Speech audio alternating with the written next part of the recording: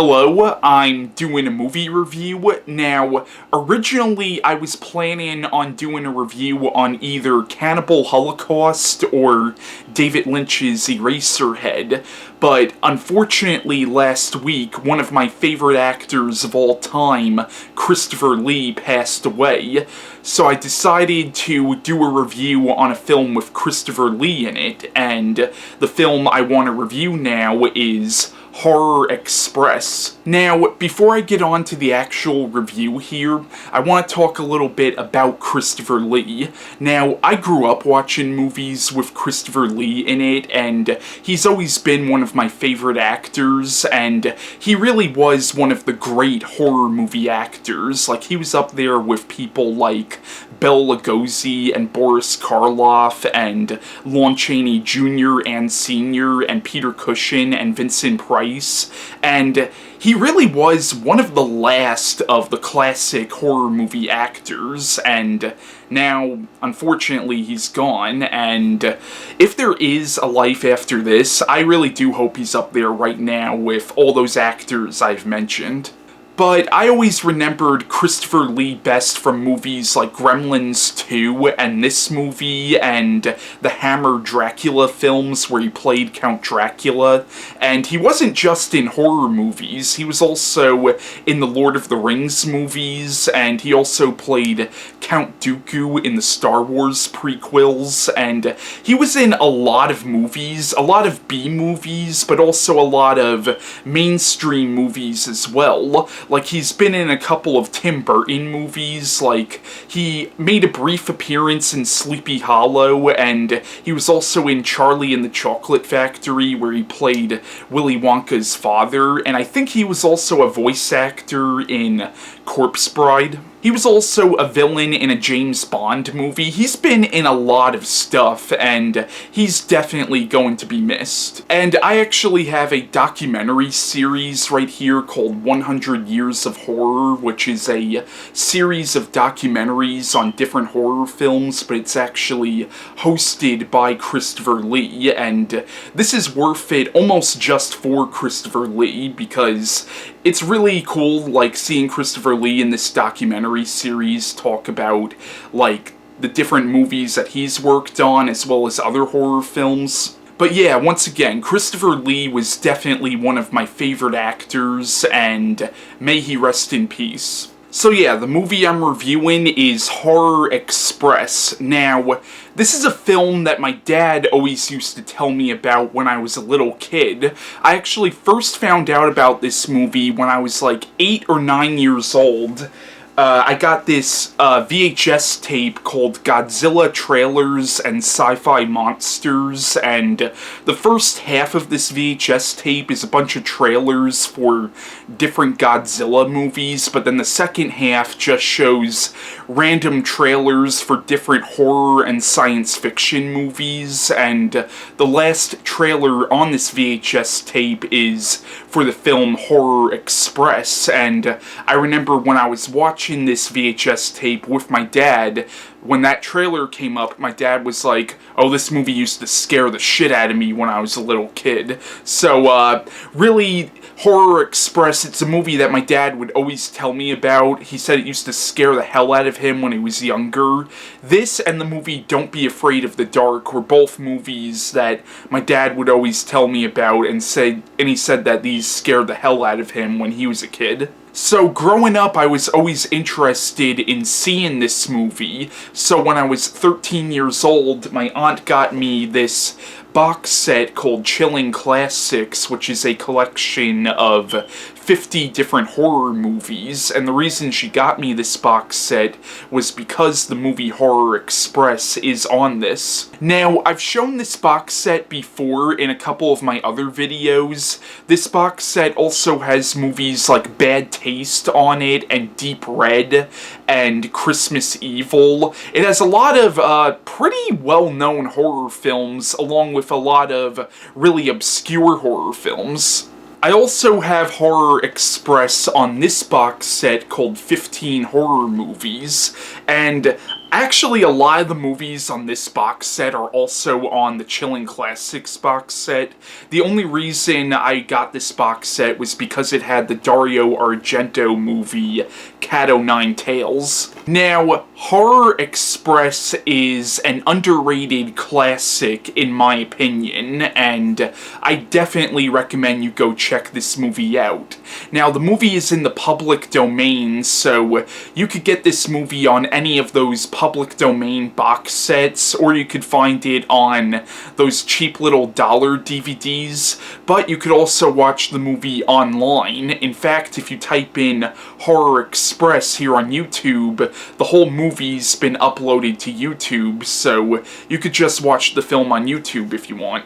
Now, the film stars Christopher Lee and Peter Cushing and Telly Savalas. Now, the film is loosely based on the novella Who Goes There by John W. Campbell Jr., which is the same novella that the 1951 film The Thing from Another World was loosely based on, and John Carpenter would do his own adaptation of that book in the 80s called The Thing. Now, I've never read the novella Who Goes There, but I know the 1951 version, The Thing from Another World, changed a lot from the book, and I'm imagining that this movie also changed a lot from the book as well. Apparently, John Carpenter's version is actually the closest to the actual story. Now, the plot of the film is it's set in the year 1906, and it's about a professor named Alexander Sacristan,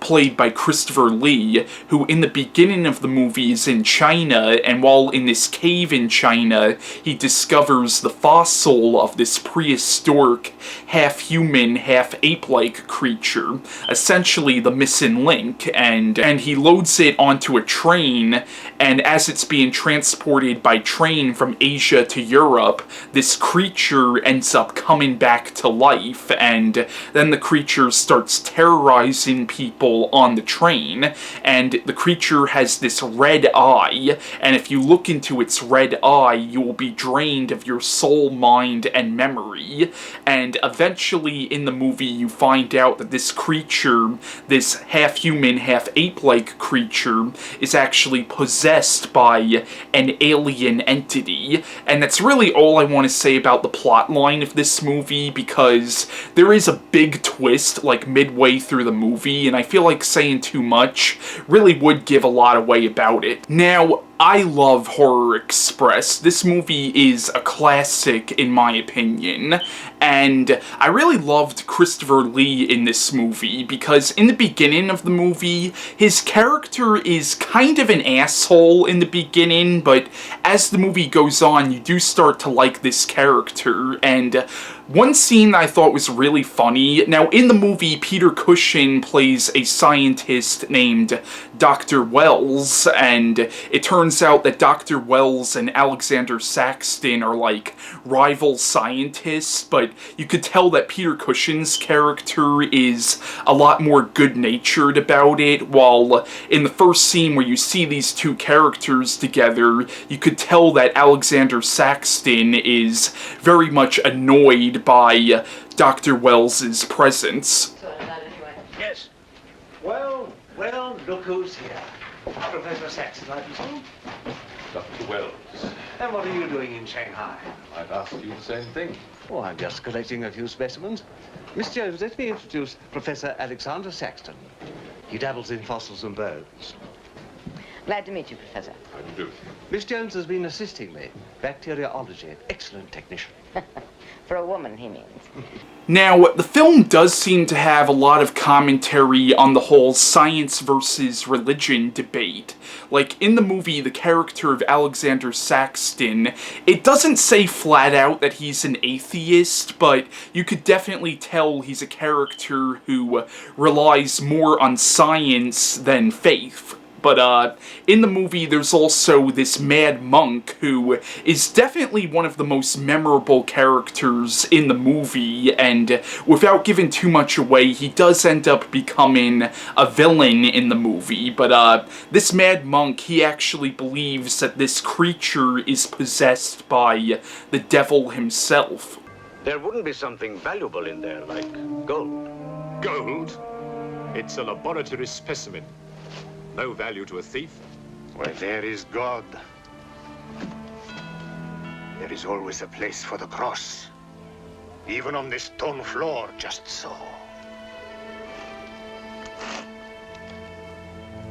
But Satan is evil. And where evil is, there is no place for the cross.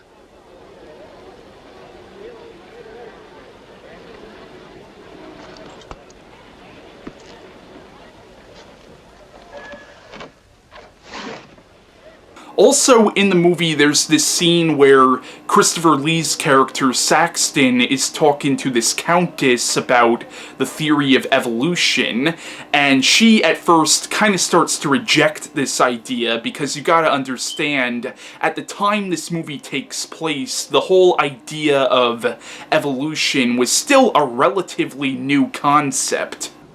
You're in bad humor because you've lost your box of bones. That box of bones, madame, could have solved many of the riddles of science. If the theory of evolution is confirmed, if the science of biology is revolutionized, if the very origin of man is determined. I have heard of evolution. It's immoral. It's a fact. And there's no morality in a fact. And in the film, there's actually quite a bit of humor in it. Like, you have scenes like this. Miss Jones, I shall need your assistance. Yes, well, at your age, I'm not surprised. With an autopsy. Oh, well, that's different. And the movie also stars Telly Savalas, and his character is fucking great in this movie. Like, he's just absolutely insane. Here are some scenes with him in it. The train will be here in exactly 14 minutes. 14 minutes. Yes, Your Honor. That's what it says here.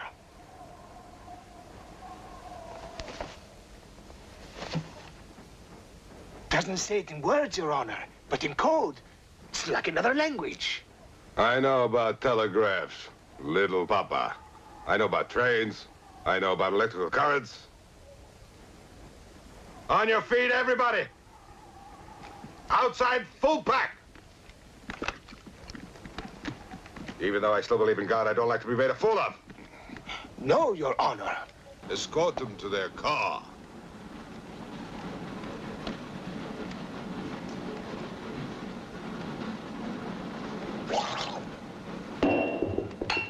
Peasants. Peasants!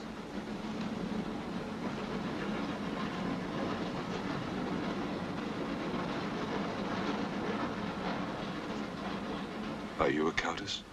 I'm an American, and I'm not accustomed to being bullied by foreigners. That man, he's the one who wouldn't let us get off the train. He's responsible.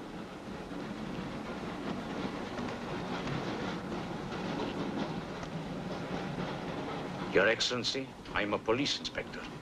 Everybody's under arrest.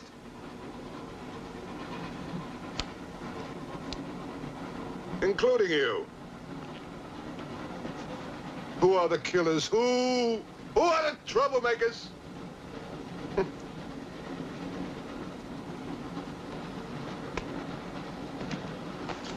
Who are the foreign influences, huh? Peter Cushing, Christopher Lee, and Telly Savalas were all in the same scene together.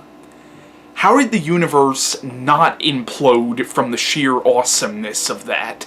But yeah, Horror Express is a great movie. It's a very creepy horror film, but there's also some genuine humor in it as well, and the film even has zombies in it at the end of it, and the score for this movie is absolutely beautiful, and I actually used the score for this movie in a short film I did for a film class I took, and it really is a great score. But yeah, I highly recommend Horror Express, and once again, you could watch this whole movie on YouTube, so if you're interested, definitely check this movie out. So yeah, that's my review on Horror Express, and bye.